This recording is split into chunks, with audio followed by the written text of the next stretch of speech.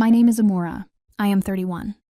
At my daughter's birthday party, the air smelled like vanilla frosting and plastic balloons, and everyone kept smiling the kind of smiles that don't reach the eyes, the kind you wear when you're surrounded by people who already decided what you are worth.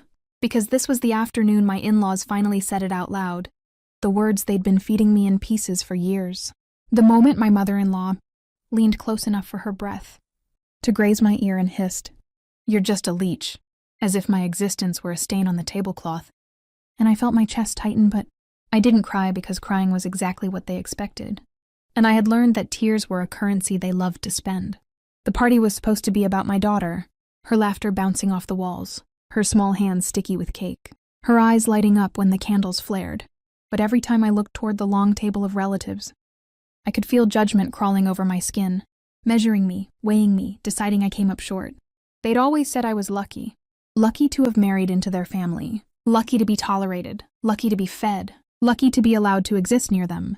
And when I poured myself a drink to calm my shaking hands, I didn't notice my mother-in-law watching me the way a hawk watches a field mouse.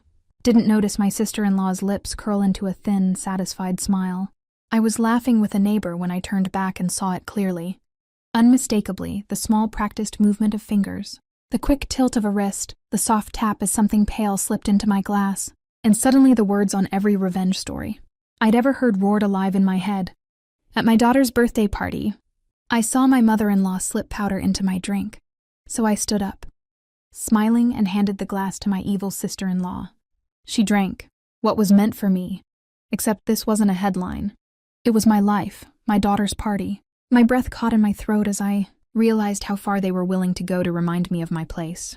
I didn't scream, didn't call anyone out, because fear sharpened my focus instead of dulling it, and I watched my mother-in-law's eyes flick toward me, daring me to react, daring me to make a scene so she could call me dramatic, unstable, ungrateful, the same labels she'd always slapped on me when I defended myself. The memory of her whispering leech still burned, and suddenly every insult lined up neatly in my mind. Every time they said I was living off their son, every time they counted what they gave me and ignored what I gave back. The nights I stayed up with a sick child while they slept, the meals I cooked, the smiles I forced. My sister-in-law laughed too loudly at a joke someone else told, pretending not to notice my gaze, pretending innocence while standing so close to my drink. Her elbow brushed the table, and I realized then that this wasn't just cruelty, it was entitlement, the belief that they could do whatever they wanted to me and I would swallow it, literally and figuratively. My hands steadied as if something inside me had clicked into place, a calm that scared me more than panic ever had, and I wrapped my fingers around the glass, feeling its cold against my palm, thinking about my daughter's face, about what it would mean if I drank it, about how small moments like this shape a child's future without anyone noticing. I stood up slowly, the room quieting just a fraction as chairs scraped and conversations dipped, and I smiled, the kind of smile that feels like armor, the kind you wear when you decide you're done begging for mercy. And I walked toward my sister-in-law, my heart pounding but my step steady, the green banner in my mind flashing true story, because this was real and it was happening and there was no undo button. I held out the glass and said something light, something harmless, something no one could accuse me of twisting later, my voice even as I offered it to her, watching confusion flicker across her face, watching my mother-in-law stiffen, watching the calculation race behind their eyes as they realized I wasn't playing the role they'd written for me. The room held its breath as the glass changed hands, and in that suspended second, I understood that everything after this would be different. That the party, the insults, the whispered leech, the powder meant for me, all of it was about to collide, and whether they knew it or not, they had just handed me the truth about who they were and who I would no longer allow myself to be. My sister-in-law took the glass with a laugh that was just a little too sharp, raised it like it was nothing, and drank, and the room exhaled as if the moment had passed.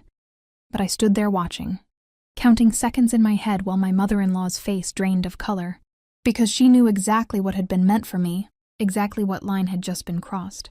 And for the first time since I married into that family, the power shifted so quietly most people didn't even notice. At first, nothing happened, and my sister-in-law smirked, clearly thinking she'd won, clearly thinking I'd tried and failed to embarrass her. But then her smile wobbled, just a little, the way a mask slips when it's been worn too long. She pressed a hand to her stomach, laughed it off, took another sip of water, and my mother-in-law rushed to her side too fast, too eager, asking if she was okay, drawing attention where none had been before. That was when people started to look, really look, the way relatives do when gossip smells fresh. My daughter tugged at my dress, asking for another slice of cake, and I knelt to her level, smoothing her hair, keeping my voice calm, because no matter what happened next, this day was still hers, and I refused to let their poison touch her memories. Behind me, chairs scraped, whispers spread, and my sister-in-law's laughter turned brittle, then thin, then stopped altogether as nausea washed over her face, and suddenly the room that had always felt stacked against me felt unbalanced in my favor. Someone suggested she sit down. Someone else asked what she'd eaten, and my mother-in-law's eyes burned holes into my back, a silent scream of accusation and fear, but she couldn't say anything without revealing everything. I remembered her breath in my ear, the hissed insult, "You're just a leech," and I realized how desperate those words had been, how badly she needed me to believe them, because if I ever stopped believing them, she lost control. My sister-in-law ended up in the bathroom, vomiting humiliated while guests pretended not to notice. And when an aunt asked me quietly if everything was all right, I met her gaze and said yes, my voice steady because the truth was, for the first time in years, I was more than all right. The party limped on. Cake half eaten, music too loud, tension thick enough to taste, and I watched my in-laws move around me like strangers. Careful now, guarded, unsure of what I might do next, unsure of how much I knew. When it was time to open gifts, my mother-in-law avoided my eyes.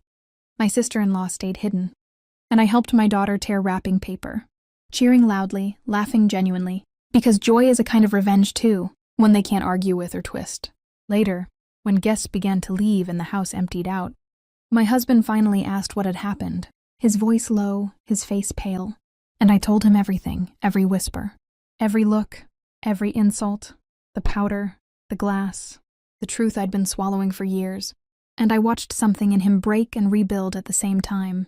He didn't defend them, didn't minimize it, didn't tell me to keep the peace, and that alone felt like a victory bigger than any confrontation could have been.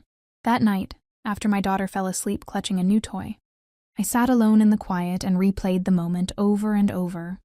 The choice I made, the calm that surprised even me, and I understood that what was meant for me wasn't just poison in a glass. It was a lifetime of humiliation, of being made small, of being told I was nothing without them. But what they handed me instead was clarity. I stopped answering their calls. I stopped attending their dinners. I stopped explaining myself to people who never listened. The word leech lost its sting when I saw how desperately they needed me beneath them to feel tall. Months later, I heard they told the story differently, that I'd embarrassed them, that I was manipulative, dramatic, dangerous even. But for the first time, I didn't care about the version of me they told the world, because I finally knew my own. At my daughter's birthday party, I saw my mother-in-law slip powder into my drink, so I stood up, smiling, and handed the glass to my evil sister-in-law. She drank what was meant for me. That moment didn't just change one afternoon. It changed the rest of my life. My name is Oilia, and I'm 27 years old. The night my dad's new wife mocked me at dinner was supposed to be simple, polite, forgettable. Instead, it became the moment everything I'd swallowed for years started burning in my throat. We were seated around a long, polished table in her house, their house. Now, warm lights above us, expensive plates beneath us, and fake smiles stretched tight across every face. My dad sat at the head, proud and relaxed, like this new life fit him better than the old one ever did. His wife, Lydia, sat beside him, perfectly dressed, perfectly composed, perfectly cruel in the quiet way that gets applause instead of consequences. The conversation drifted, harmless at first, until she turned her eyes toward me with that sharp little smile and said, "So, Ophelia, are you still figuring things out?" Her tone was sweet, but everyone heard the insult hidden inside it. A few people chuckled. Someone laughed a little louder than they should have. I felt my ears burn, but I stayed calm, because I'd learned long ago that reacting only made things worse. She didn't stop. She never does once she smells blood. She asked about my job, tilting her head like she was genuinely curious, then corrected me mid-sentence, laughing softly as if I were a confused child. "Oh, honey," she said, waving her hand. "That's not really a career, is it?" That's when it happened. My dad's new wife mocked me at dinner. I looked at him, waiting for him to step in, to say something, anything. Instead, he sighed, embarrassed, and said the words that cut deeper than her laughter. "Stop making a scene." Everyone laughed then. Not loud, not cruel, just enough to let me know they were on her side. I stayed quiet. I smiled. I nodded. Because that's what I'd always done. I stayed quiet. Until she mentioned her job. She leaned back in her chair, glass of wine in hand, and started talking about herself. About her position, her influence, her connections. She said my name again, louder this time, and joked that maybe one day I'd understand what real success looked like. The table laughed, even my aunt, even my cousin who used to share secrets with me when we were kids. I felt small, like I was 17 again, standing in my childhood bedroom while my dad packed boxes after the divorce, promising nothing would change. Everything had changed. Lydia kept talking, bragging, explaining her work in vague, impressive-sounding phrases, enjoying the attention. And that's when I realized something strange. I wasn't angry anymore. I was clear enough to notice the details she kept getting wrong, clear enough to remember the messages I'd seen months ago, the ones I never thought I'd need, clear enough to understand that she had no idea who she was mocking. I stayed quiet, just like my dad told me to. I let her finish. I let the laughter die down. I felt my phone heavy in my pocket like it was waiting. The room buzzed with that smug, satisfied energy people get when they think they've won. Lydia took another sip of wine, smiling at me like she'd put me back in my place. That smile would matter later. For now, I just watched it, memorized it, because something inside me had shifted. This wasn't humiliation anymore. It was preparation. I looked around the table one last time and saw it clearly. These people weren't laughing because I was weak. They were laughing because it was easier than questioning the story they'd been fed about me, and for the first time in my life, I didn't feel the need to correct them. Not yet. I lowered my eyes, folded my hands, and let them believe I was still the quiet one. Let them believe I had nothing to say. Let them believe the night belonged to her. They didn't know that a single line, just one sentence, was enough to change everything. And they definitely didn't know that before this dinner ended. I would pull out my phone and watch their smiles fade. I waited until Lydia finished her sentence, and the last ripple of laughter faded into the clink of cutlery. The silence that followed felt thick, uncomfortable, like everyone sensed something but didn't know what. Lydia looked at me again, eyebrows raised, inviting another reaction she could crush. That's when I finally moved. Slowly, calmly. I reached into my pocket and pulled out my phone, placing it on the table in front of me. The motion alone drew attention. Conversation stopped. My dad frowned, already tired, already annoyed, like I was about to embarrass him again. Lydia laughed lightly and said, "Oh, come on, Ophelia. Don't tell me you're going to Google my job now." A few people smiled. Someone snorted. I didn't smile back.